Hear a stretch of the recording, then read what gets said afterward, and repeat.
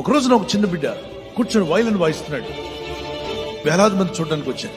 Professional వాయించినట్టుగా వాయిస్తున్నాడు. వాడు voice చూసి ఆశ్చర్యపోతున్నారు జనం, ఎంత బాగా వాయిస్తున్నాడు అని చెప్పి వాళ్ళ పాకెట్లో డాలర్స్ తీసి ఆ బాబు స్టేజ్ వైపు ఇస్తేస్తున్నాడు. వాడు ఏ డాలర్ వైపు చూడలే.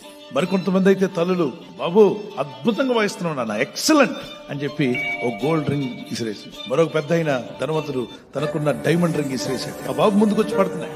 చాలా మంది విజిలేస్తున్నారు, చప్పట్లు కొడుతున్నారు. అయితే అక్కడ ఉన్నటువంటి జర్నలిస్ట్ గమనిస్తున్నాడు, ఫోటోలు తీస్తూ వీడియో తీస్తూ గమనిస్తే చిన్నవాడు వాద్యం పట్టుకున్నప్పటి నుండి వాడి చూపంతా బాల్కనీలో ఒక వ్యక్తి మీద ఉన్నట్టు గమనించాడు.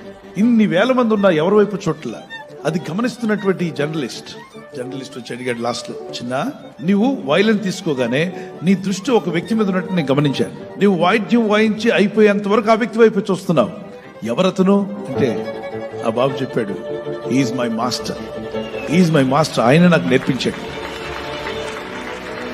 వీడు అద్భుతంగా వాయించడం గల కారణం దృష్టి ఎక్కడ పెట్టాడు? మాస్టర్ మీద పెట్టాడు. ఒకవేళ మీరే ఆ బాబులాగా వాయిస్తుంటే మేము డాలర్స్ తీసేస్తే మీరు ఎటు చూస్తారు? పక్కన అంకులు హలో డైమండ్ రింగ్ పడితే వైలెన్ పక్కన పెట్టి